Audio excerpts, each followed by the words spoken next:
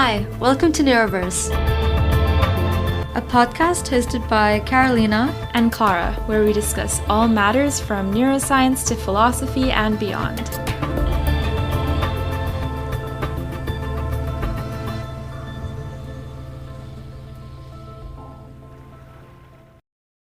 Hi, welcome to Neuroverse's birthday episode.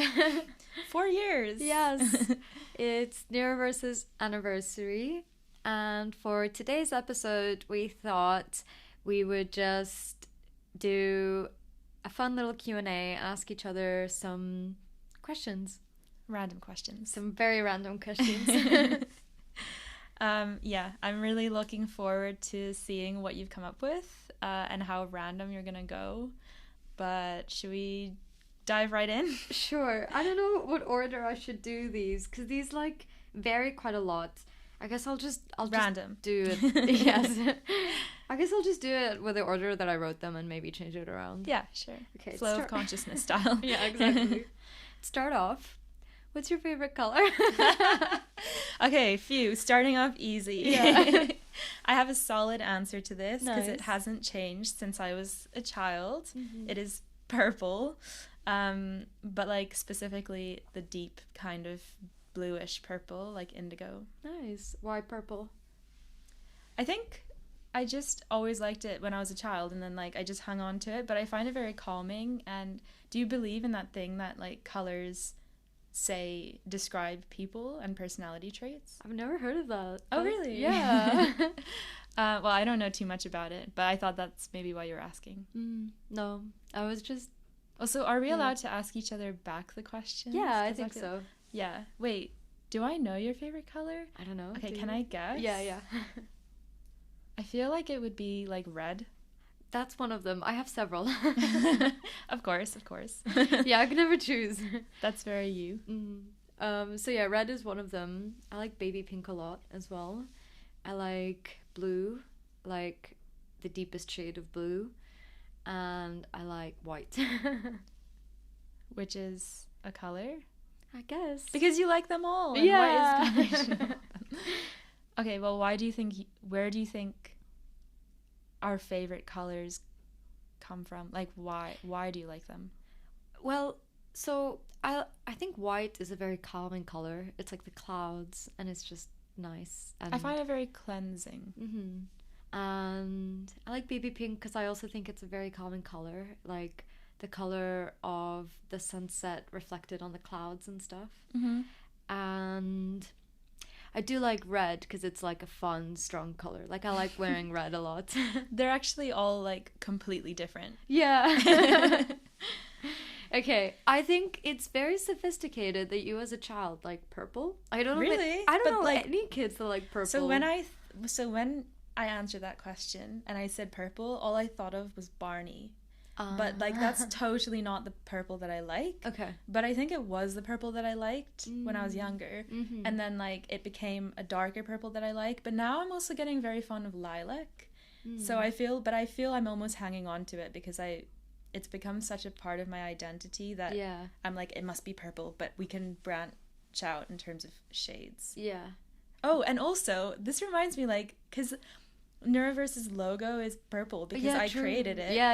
And I remember you being like, purple's not my favorite color, but it's fine. And I was like, okay. Yeah. Yeah. Yeah, I let you just run wild with it. Yeah, I do like indigo as well. Like a lighter purple, but yeah, I do think like whenever people say like a dark purple, I always think it's very like royal almost. It's like, ooh, you have a very royal taste. Oh, yeah. interesting. Because it used to be, I think, one of the most expensive Like inks. the dye, the indigo dye, yeah. Yeah. Okay, Yeah. let's not spend the whole episode On color. on color. Should I ask a question? Yeah. Okay. What's your biggest scientific pet peeve? Like something that you find either annoying in the lab or about other scientists? Why should you look at me like that? You trying to get some gossip? Yeah. Okay. I don't know. Because I thought of this question when I was thinking about how annoyed I was Do you the other want day. to give your answer first? No, I you can go give mine. I mean, there's a lot. I'm gonna try and just choose one right now. Okay, I'm gonna can I list a few? Sure. Okay. One of them is when in science people call the same thing by different names. Like, can everyone just agree to call it the same thing? Yeah, especially when they come up with the name themselves, and so they force everyone around them to refer to it in that way. Exactly. It also annoys me when people hate for no reason. Yeah, of course. No, but I noticed this a lot in the journal clubs. And so basically no one can go into a journal club and leave with people being like, yeah, that was a good paper. Almost everyone hates on it, even if it's a really good paper. Yeah. I don't think it has to be like that, because personally, when I read papers, there are certain papers that just inherently annoy me. Yeah.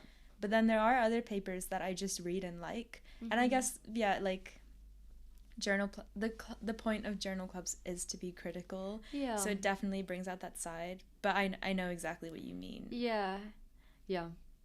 I just think, you can be critical, but it doesn't need to be it's just, I find it interesting how it's disproportionate, the amount of times people leave a journal club being like, that was a good paper versus that was a bad paper. And it's are all papers bad? Yeah. Yeah. Yeah, I think you need to also just have a moment of appreciation for whatever they've done. Yeah. Yeah. Yeah. And I guess my final thing, but this is more of a structural thing and it's just quite an obvious one. It would be nice if society and organizations valued academics a little bit more and we all had a little bit more funding and permanent positions. Yeah. I feel like societally academics are valued on a personal level. People are wow, you do research, but funding's always an issue. Yeah. Okay, mine that triggered this question was just people asking questions in talks or seminars just to prove that they know more. And then it made me question why do people even ask questions, and how often is it actually out of curiosity?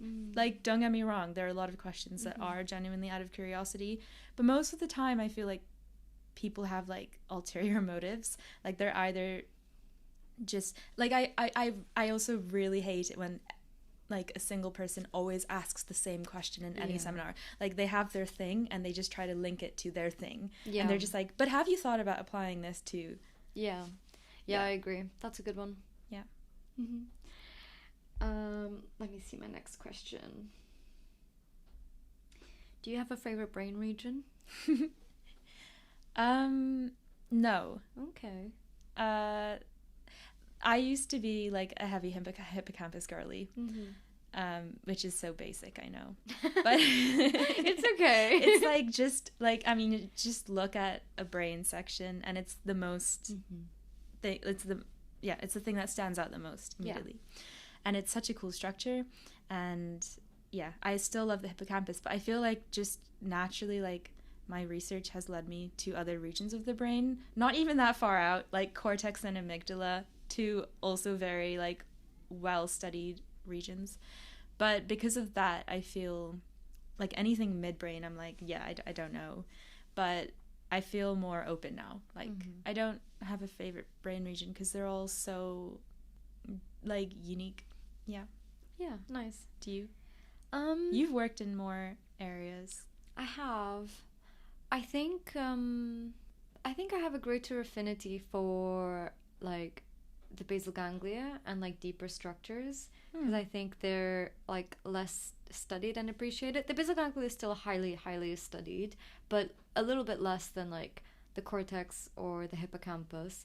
And I always like an underdog, and so I have the opposite. I have brain regions that I wouldn't really see myself studying, or I guess I don't know, because they're so overstudied, I'm just almost less likely to intentionally find papers on that region, for example. Yeah. What do you think, this is a big one, okay, what do you think is the most important question of our time? Oh my god, that is such a big one. This is why when I was writing my questions, I was if she asks me that, I don't know what I would say. I'll go with an easy one on the next one. Okay. Most important question of our time. I think probably we need to have a think and decide. We need to have a big thing. Yeah, we need to have a think.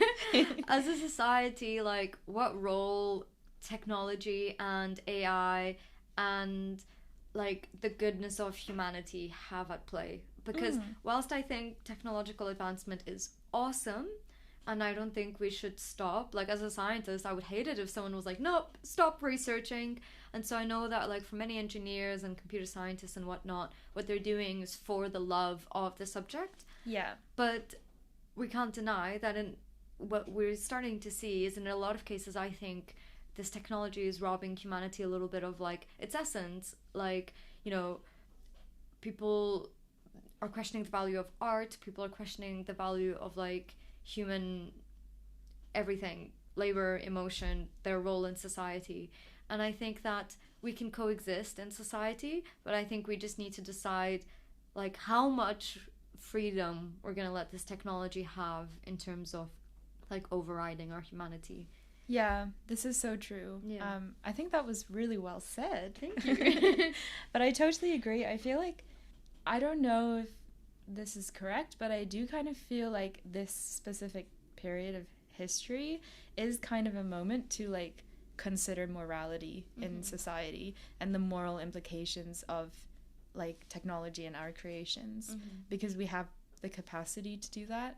It also feels like morals are, like, being completely not prioritized at the moment. Yeah. But I think it's actually because, like, everything seems to be, like, being dug up and brought to light these days, like things that have been going on forever, but only now do we realize the consequences, like globalization and like other things, political structures and things, and then now it's like, okay, but could we do better? Yeah. My next one is very light. What's your favorite animal? I knew it would be like, oh, what's your favorite? But that's actually difficult. I wish I had a cool answer. Oh, I actually have a very obvious one. It's not that interesting. But again, something since I was a child that I've hung on to and only love more now is orangutans. Oh. But I think I love them even more now because I realize how much they shaped my life. Because so when I was young, my mom would take me to the zoo, like, all the time, like almost every day after school at some point. And that's the Singapore Zoo, which has, like, freely ranging orangutans. And so those became my favorite part of the zoo, and, like, just watching them. And so I basically really wanted to like, understand their behavior more, and they're so human-like, which is insane. And so I always, like, question, like, well, what makes them different to humans? And basically that's my origin story of, like, what made me interested in neuroscience, only to end up now studying, like, how neurons fire, which is very far apart. But yeah, because of that, I'm always still fascinated by their behavior. But also, they're just such loving animals. Yeah, they're very cool. Again, this gives me the impression that you are a very sophisticated child. I don't know any kids who are like orangutan. Like, what? No, surely it's there usually are. like lion or a cat, you know, like a little kitty or a puppy, you know. Yeah. I never hear anyone go like, yes, from an anthropological perspective, the orangutan has to be. Oh, what was yours? I think it was probably a cat. Okay. Yeah. And now? Has it changed? I do still love cats. They're very cute and fluffy. I also love geckos. Oh, wow. I love geckos. Okay. My sister has a phobia. Oh, so really? It's always a shock to hear that somebody's really love. Yeah. Because I love how they need to, like, lick their eyeballs because they can't blink. I didn't even know that. Yeah. Wow. It looks so funny. If you see a picture of them, like, licking their eyeballs, they have a really long tongue. And they're like, and they have these big eyes. And it's just so cute. And they eat insects, which are my nemesis. So I like them. That's true. Yeah. Yeah. So, yeah. Oh, sorry. I keep forgetting. Okay. Okay, so mine is, what's one book or movie or album or artist that you've been obsessed with recently? Oh my god. And before you ask, yes, you can name a few, but only one of each. Like, you know me too well. Okay, so book, movie, album, or artist. Okay, so movie I watched recently that I really enjoyed, Dune. Oh, okay, yeah, Yeah. I haven't seen it yet. I really enjoyed it. Did you know the story before? No, but it kind of made me want to read the books. Yeah. It's sci-fi, right? Yeah, it's sci-fi. Are you normally sci-fi? I'm not usually that crazy about sci-fi, and so this was like a pleasantly like nice surprise, and I don't know. Yeah, it was good. Book. Can I look at my Goodreads? Yeah, I knew you were gonna say that.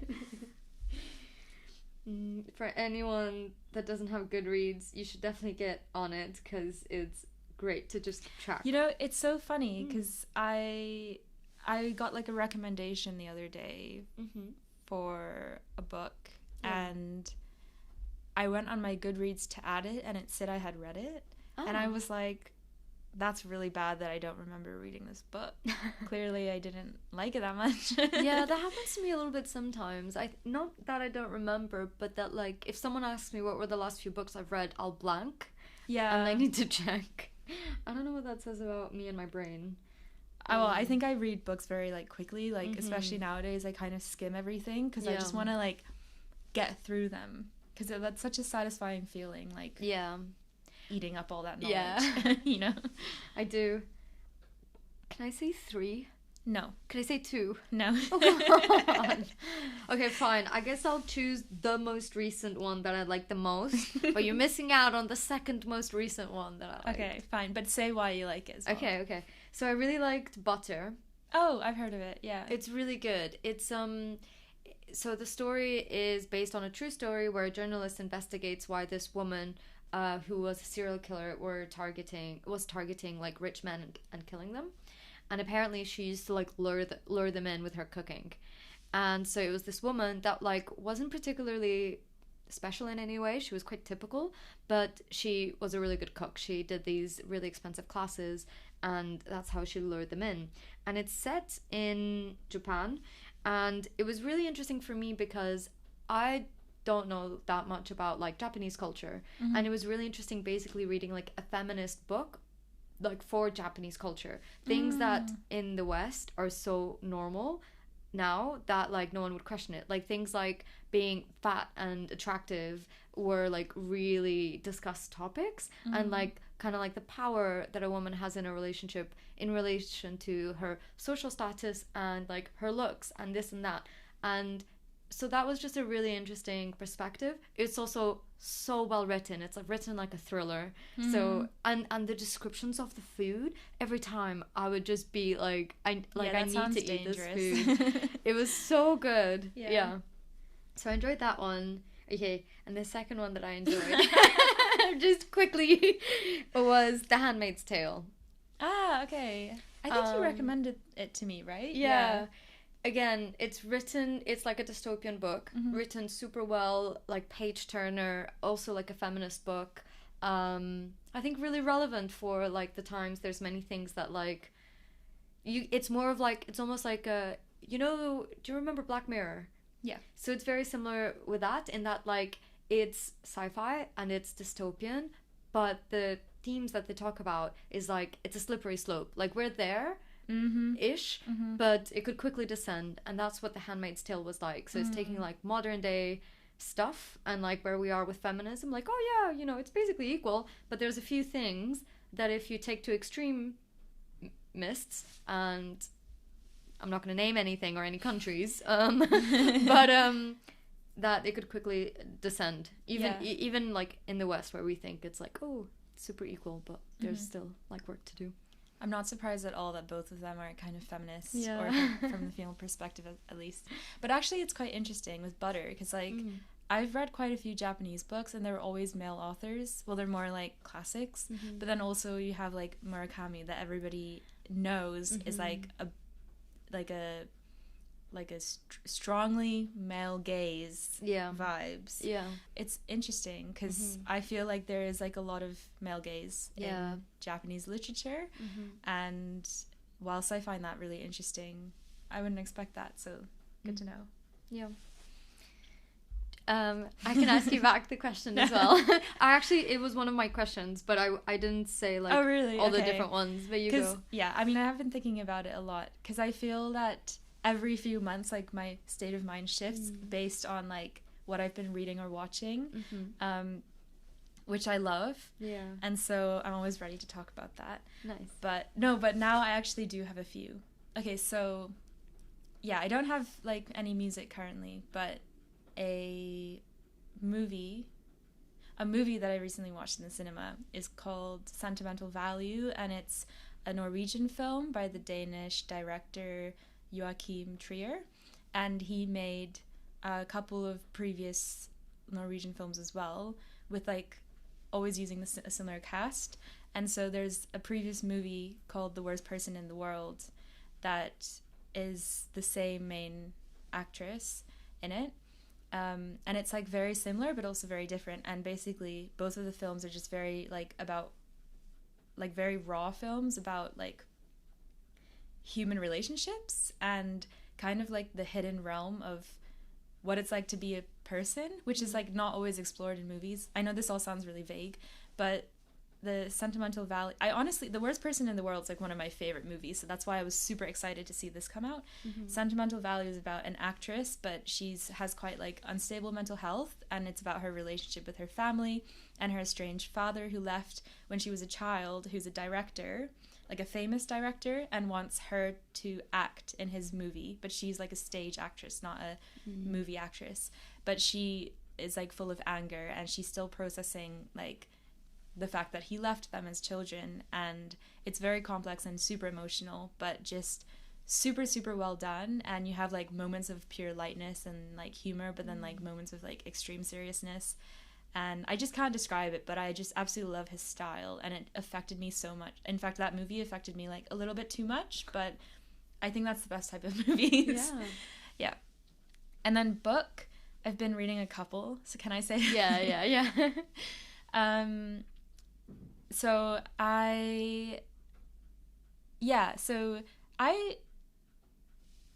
this year so far, I've mainly read nonfiction, which is rare for me. I normally read fiction, but I've really been into this book that is quite popular. It was gifted to me by a friend, and it's called Is a River Alive? And it's about, actually, what our first episode was about a little bit, individuality, in the sense that it's about, like, is a river a living being? And it's based mainly on indigenous knowledge systems, and where, you know, nature is kind of given a status of an individual, and therefore given more rights and treated with more respect than in modern society. And this story is kind of told in a narrative way, where the author is Robert McFarlane, and he like travels to different ecosystems across the world. So I've only read one chapter so far that was about like the cedar forests of Ecuador, and the way that he describes like the ecosystem is just amazing. It's kind of similar to like a previous book I read, Braiding Sweetgrass, which is also really famous. About indigenous knowledge and how they view nature. And I love writing about nature in the mornings, because it just makes me feel so like inspired and peaceful. So that's been my like morning book. Nice. You read in the morning? Sometimes. I love that. Do you like wake up and read, or is it like in your commute? No, it's like breakfast. That's nice. Yeah, not all the time, but I try to. And then I've also been really into like political philosophy, which is something I never thought I would say in my life. Like, But yeah, I mean, it's a complex one. But I recently, because I listen to a lot of another podcast called Philosophize This, that I know we both love. Yeah. And so most of my philosophy knowledge comes from that. And so I discovered a philosopher called Simone Weil, and I started reading her book, which I actually have very mixed feelings about. Don't love currently. That is very much about like how language shapes society, and also how like the human psyche is not treated optimally based on our societal structures, although this was all written like in the mid 20th century. And I do find it interesting linking like psychology with politics and sociology, basically. Actually, yeah, sociology is.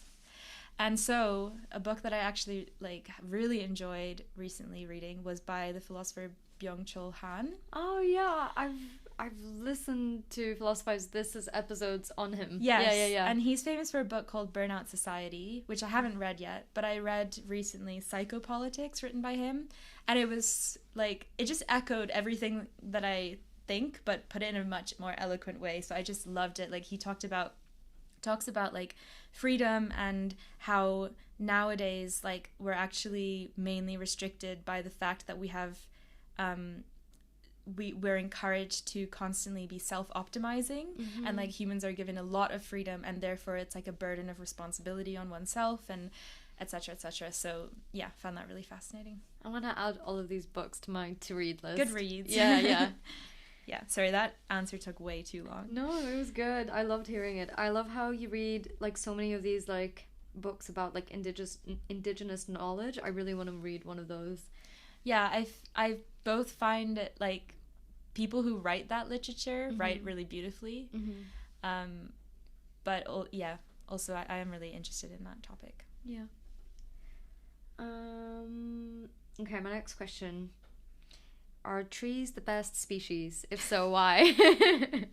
Whoa, that's like a proper debate. That could be like a whole episode. Yeah, this question is targeted to you because I know how much you love trees. I love that. My immediate reaction was yes, but then I realized like, of course not, because like there is no best species. Like, what would the world be with one species? It's and okay also, if you have a preference though. No, but also trees like, you know, rely on like things like mycelia to survive and communicate with their neighbors, maybe. That is such a politically correct answer. I wanted blood. I wanted like tearing communities you wanted the apart. If so, why? Yeah, exactly. I mean, I feel like trees are like in favor of trees. Yes. I think they are like maybe the most altruistic species. Why? Because they only give. They okay, no, not only, but in terms of species, they don't. Yes, they benefit from decomposing things. But I know if that could also be a good, you know. But they also, yes, exactly. It also helps. Or else they would just be decomposing stuff everywhere. They everywhere. don't contribute to any pain. Yeah. Nice. Whereas I feel like every other species could or does. Yeah. Do you have any counters? No. Okay, I think that gives us our answer. Except for the fact that there should not be best species because we need each other. Okay, I like it. Very, very diplomatic. That was a great question. Okay, a more personal one maybe. What's the main way that doing scientific research or being a scientist has shaped your perspective on outside of science? Or what's the main thing that doing scientific research has taught you about yourself? I guess the main thing it's taught me about myself is just how much I value like intellectual stimulation, but also like researching the unknown and like exploring things, being curious. And like whilst currently I find academia and PhD quite draining many times and doesn't really give you the space to think, which is something that I think you need to be a good scientist. I also realize by having done other work unrelated to the PhD that I don't like I couldn't do anything that would not at least satisfy my curiosity. And I think I'm so lucky and blessed, and like I kind of would wish that opportunity for everyone.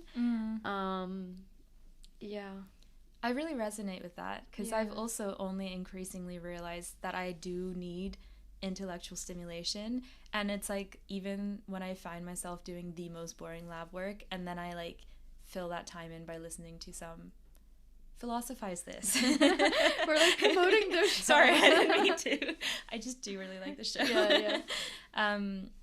But yeah, like I really enjoy that. But it's true. I'm also like so grateful for it all the time. And then sometimes I like go look on the job market, just like hypothetically, and I'm like, no.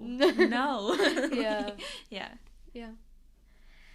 Oh, and what about what's the main thing that, has it shifted your perspective in any way? Maybe it hasn't, but like, has there been any major change of how you view things, how you view the world? Or I think it's helped me, I guess the more I get into it, it's helped me realize just how much people in senior positions, in academia less so, but still happening there and everywhere else, how much it's just a front, and how people are just really good at being confident and acting like they know what they're doing.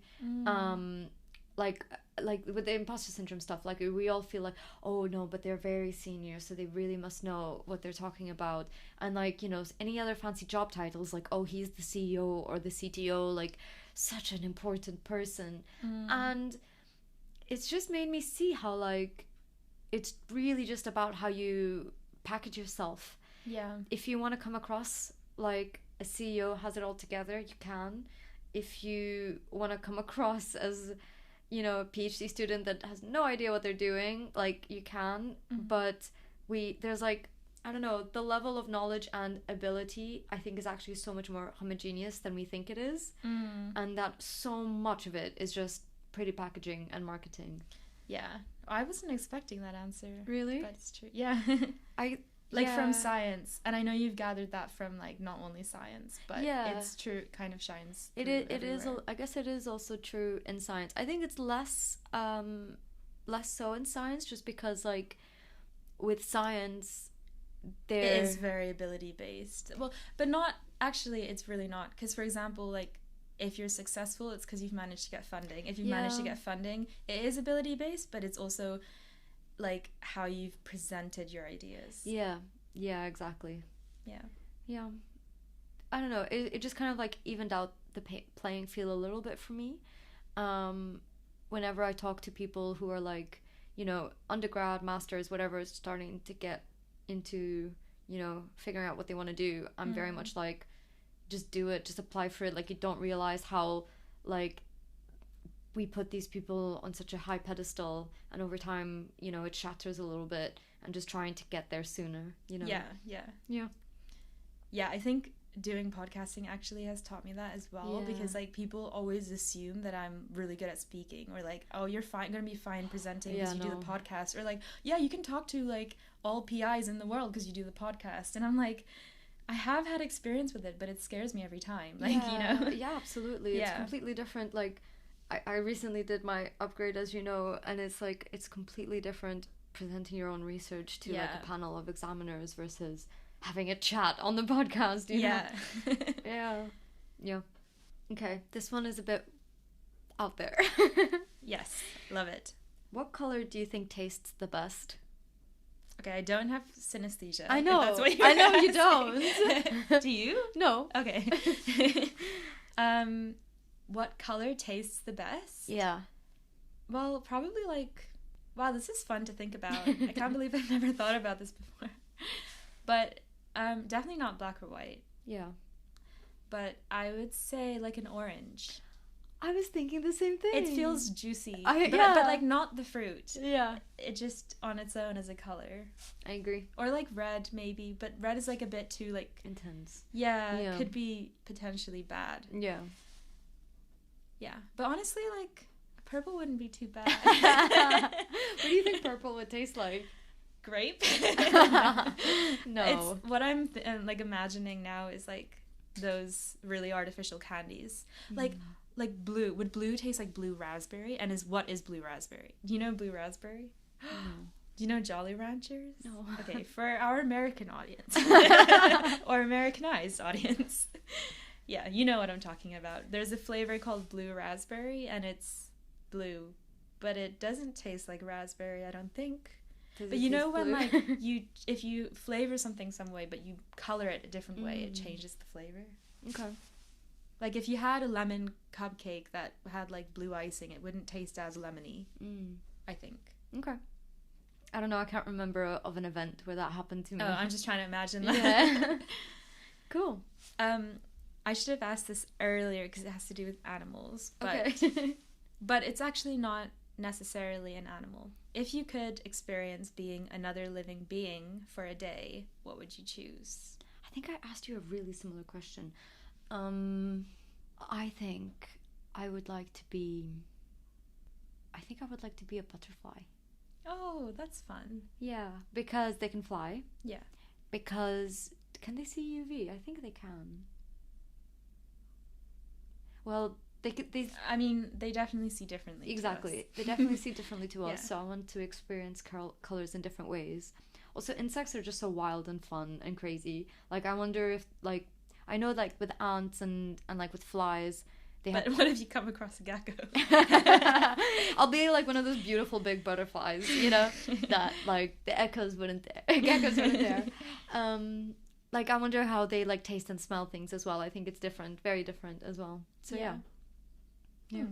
What about you? I want to know this one. Well, when I was writing the question, as I'm sure you experienced, I like answered each one to myself in my head.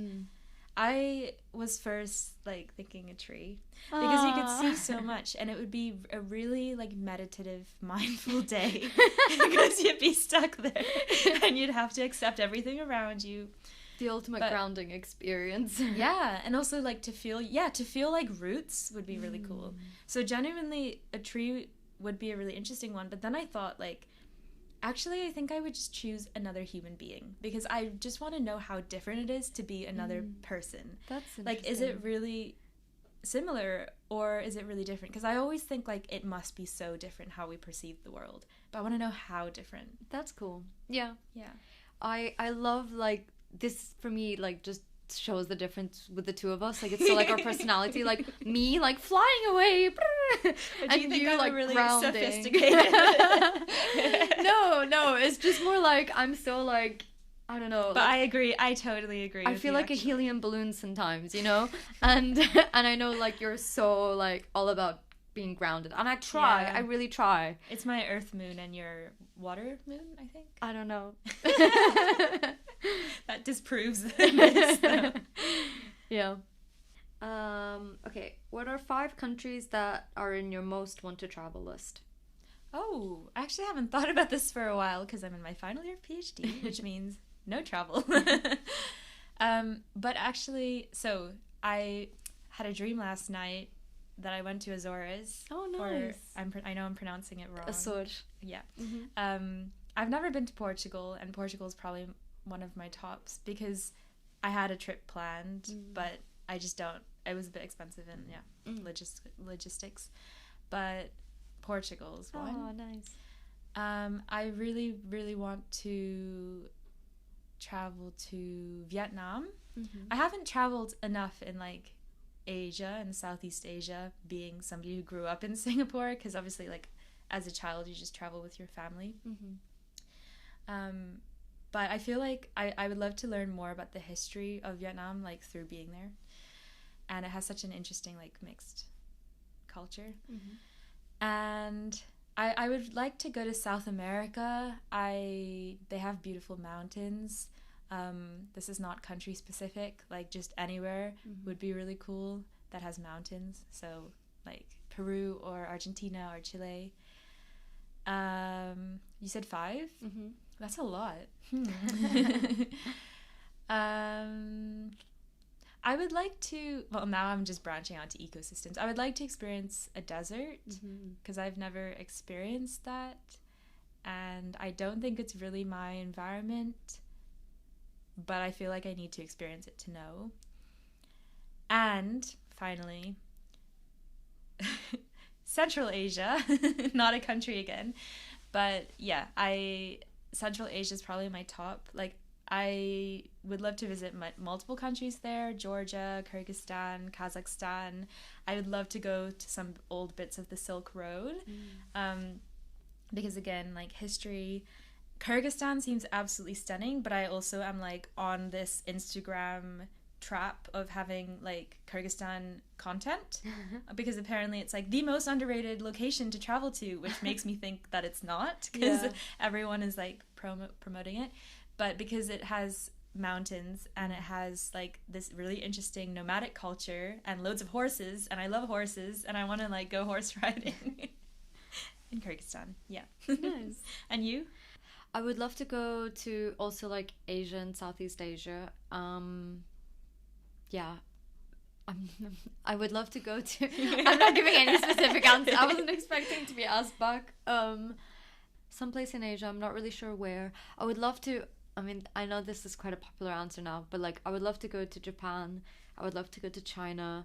I would love to go to Nepal. Mm-hmm. And then in South America, I would love to go to Colombia and a few of the other countries, but anywhere with salsa, really. Okay. Yeah, I love salsa. Brazil as well. I've been, but I was when I was really young, so I'd love to go again. Well, and you speak Portuguese. Yeah, so it helps. Yeah. I'd love to go. I would also love to experience a desert. Yeah. And go to more places in Africa. I've been to Cape Verde, but I would love to go to more places. I've never been to Africa, so I definitely would like to experience it. I just, like, it's so vast, so I wouldn't know where in Africa. But yeah. I'd also love to explore a little bit more Scandinavian countries. I've been to Norway, but I'd love to go to a few of the other ones. Oh, yeah. I have such, like, good memories of Denmark. I've not been to Sweden or Norway. I'd love to go to Lofoten in Norway, which is like the northern islands. Oh, okay. They're so beautiful. Yeah. So my next question is, what's something that you irrationally love or hate? I feel like that. Yeah. You feel like this is a Carolina question. Why? Because I feel like you would have a lot of things you rationally love or hate. Okay. But then your reaction tells me otherwise.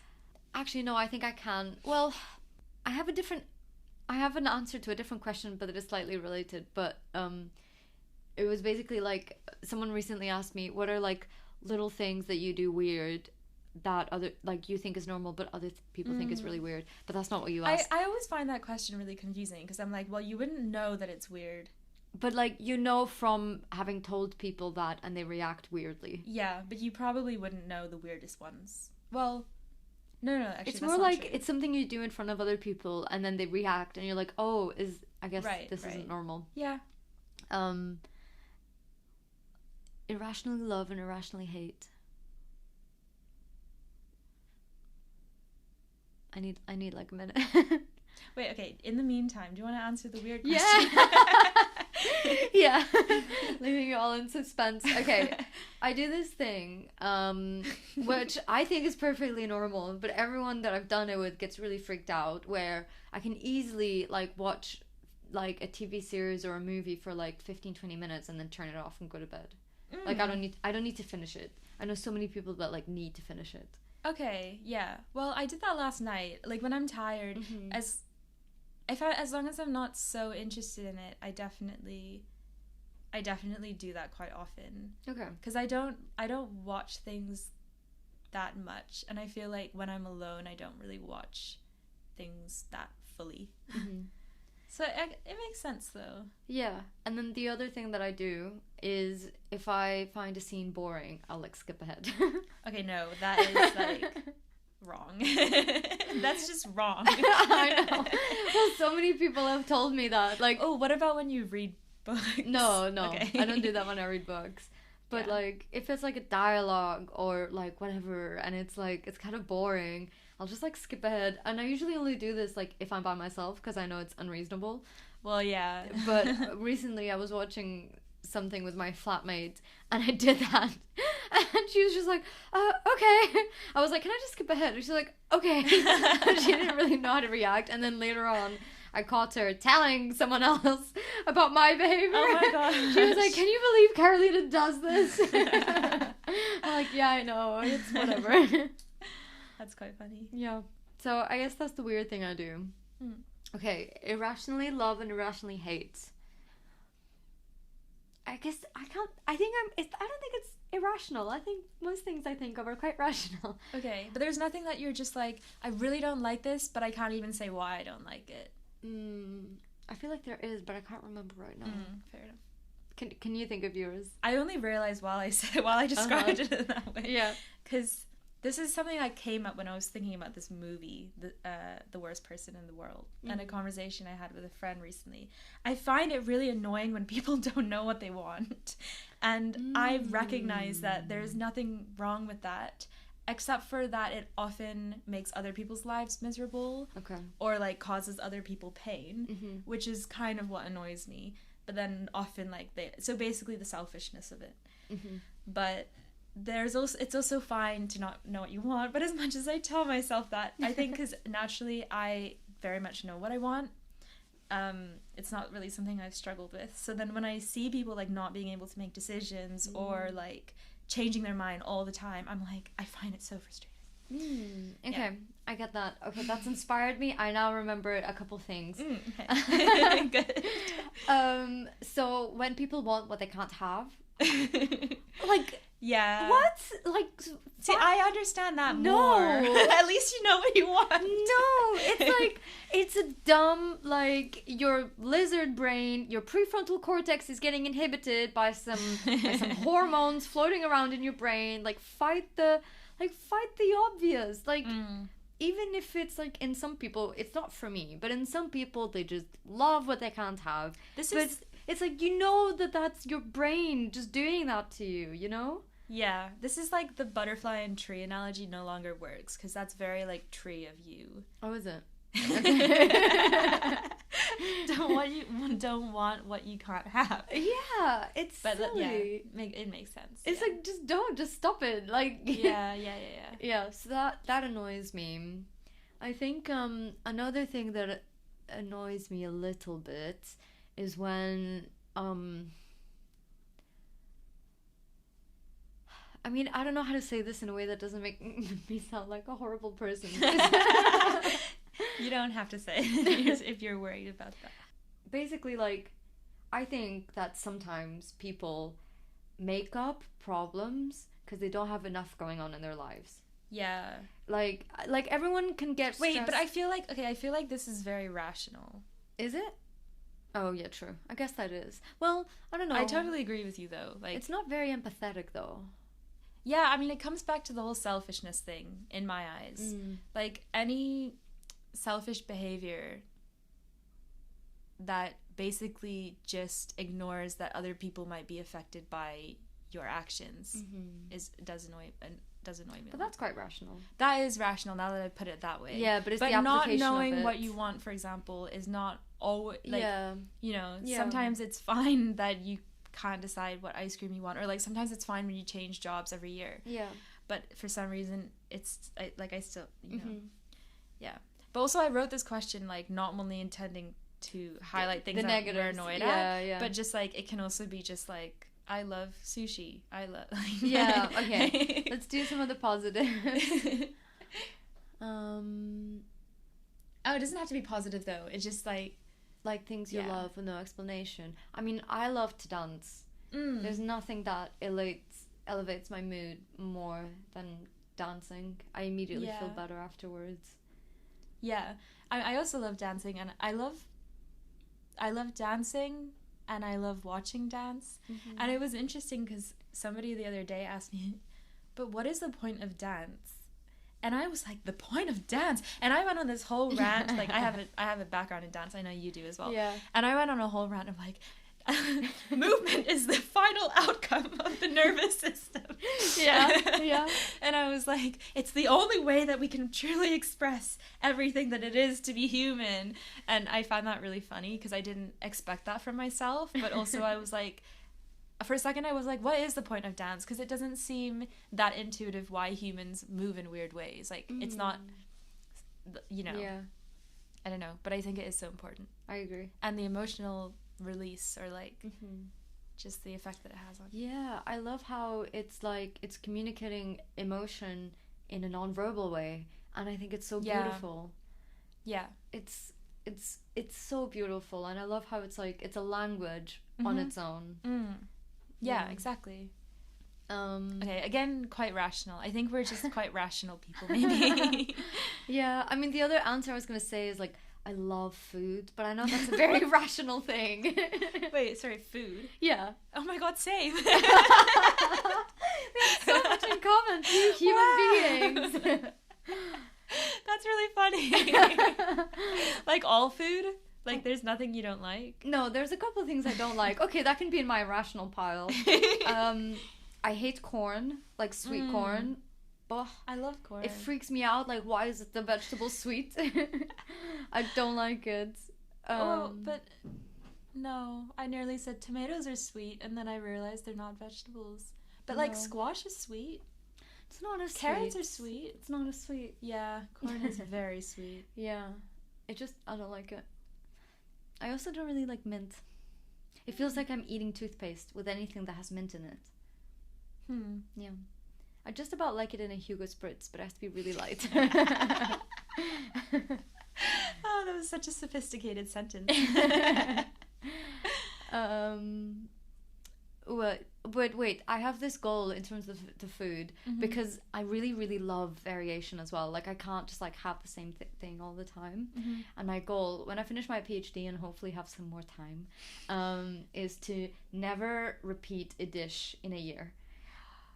So wow, that seems so unnecessarily difficult. No, I don't think it actually is. No, I don't think it is. But like, if actually I basically don't follow any recipes. I just cook with whatever I have. And like, I get odd box, so I kind of just have whatever vegetables. And so I feel like actually maybe I do never really make a dish the same, right? Like, but then I also feel like I have my classic, like, oh, what should I make? Oh, I'll just do this again. Yeah. I mean, I just think like there's so many different cultures and cuisines. Like, I don't think you'd run out. Firstly, no, you wouldn't. You definitely wouldn't. And then secondly, my rule, I think the rule would be like you can do like a smallish batch cook, like you can do enough for like maybe 3 or 4 meals. And if you think about that, if there's 52 weeks in a year and you're making like 3 or 4 meals every time you cook, that's only like, you could either be like 52 meals in a year or like 100 meals in a year, depending on how you do it. But the same rule applies to restaurants. Like, you can't repeat the same dish at a restaurant. Yeah. I really don't think it would be that hard, especially when you think about it in terms of weeks. It's only like two new dishes per week. But what if like one of my favorite foods is pancakes. So like, could you not eat pancakes more than once in a year? I guess if there were different types of pancakes. Like different toppings, or like different actual pancakes? Different pancakes. Oh, that would be tough. I have them on a weekly basis. Yeah, I can't do that. Yeah, I know it might be tough for a year because, like you said, you can't repeat your favorite foods. But I would love it. I think. You could exclude breakfast. Yeah, I think you can exclude breakfast. Because, like, also, how many breakfast options are like oatmeal? Like, I don't know. What do you have for breakfast? I usually have a spinach smoothie. Oh, so healthy. On the weekend, I'll have like a toast or like cereal. But yeah. Wow, what a treat. I've recently gotten into overnight oats as well. That I'll have as like a snack. Yeah. Okay. Sorry, I feel like I feel like I've rejected all your answers to this question, but I like that it has brought us to talk about food preferences. Yeah. I guess we should do our final questions. Yeah. I haven't decided on mine, but I have so many fun questions. It'll have to be for next year. I think we should do this more often. It's actually so fun. Yeah. Okay, I'm indecisive between 2. I'll let you ask yours first. Okay. Are you sure? Because it's technically your turn. Okay, fine. You're such a rule-following person. No, I No, it's okay. It's okay. I can do it. I can decide. I suck at making decisions. Do you find that annoying about me? What do you want? I don't know. The thing about decision making is that it's... You study it. No, I do. I know. Yeah, ironic. what is the thing? No. Okay, not biologically, like philosophically, in terms of what it means for your life. It's the death of an option. Whatever you choose, the other one will die. But that's not necessarily true, because you could always have it another time, or... Yeah. But how often do moments repeat themselves? Like... Never, but like... Exactly. Yeah, but like... I mean, like, for example, if you're struggling now, like, you could ask the other question another time. Or you could ask both of them to me, but we can only include one. Like, you know? Yeah.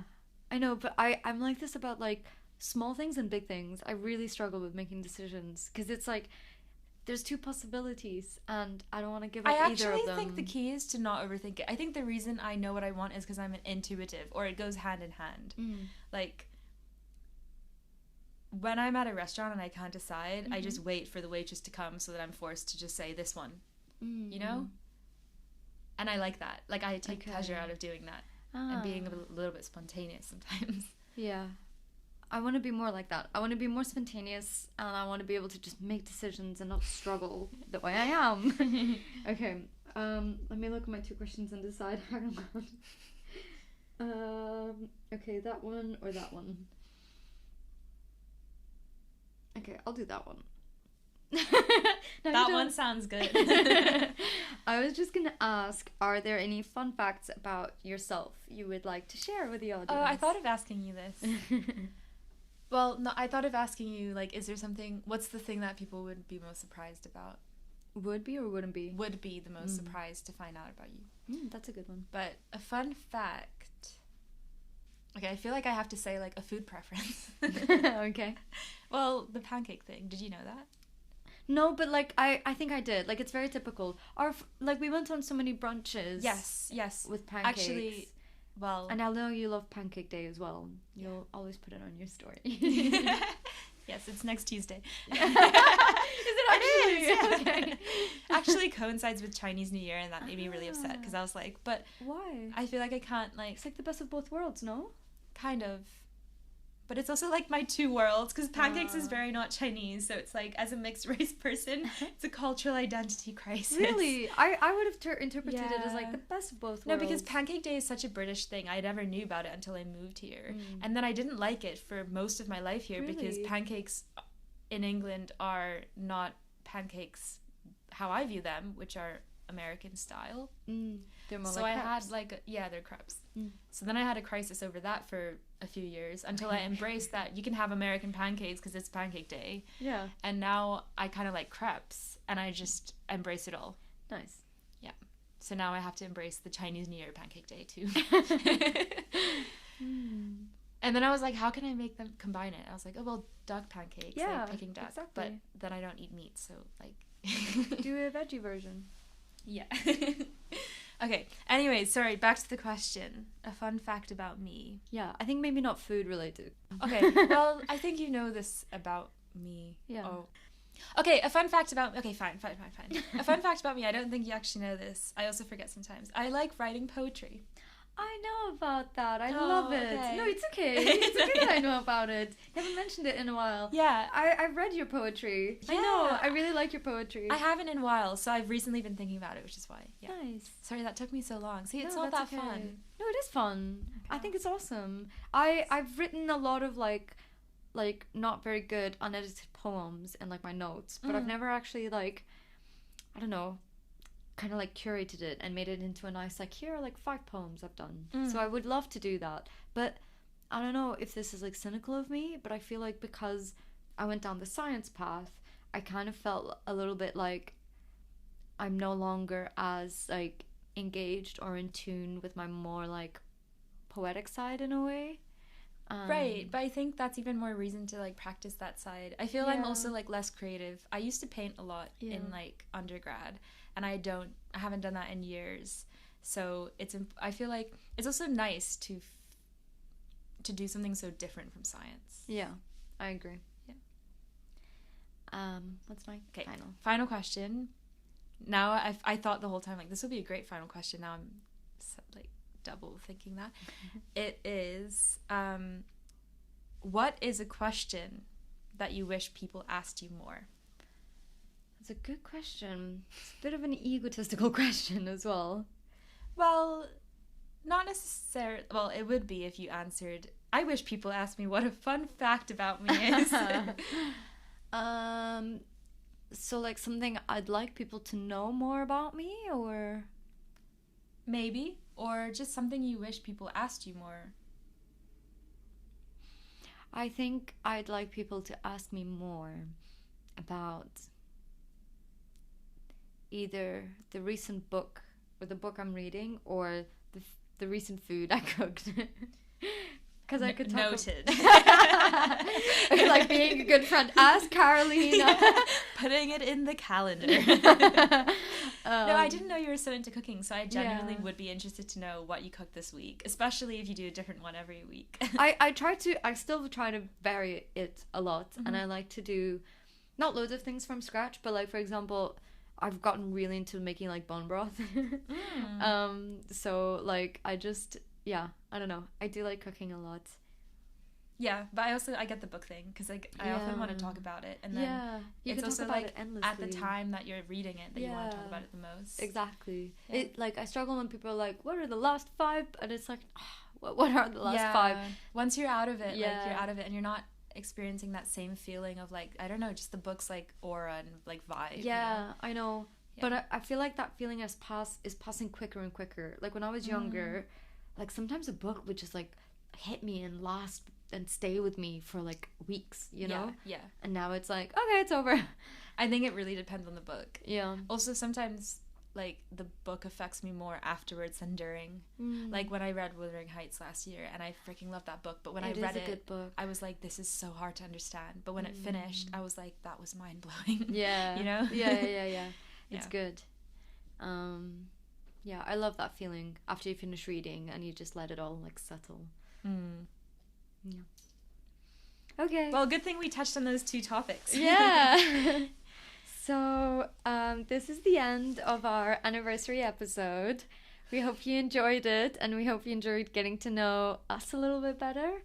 Yeah, and we definitely enjoyed it, right? Yeah. So maybe this will be our future tradition for our anniversary episode. I really like it. Yeah. Okay. Thank you for listening. Thank you for listening.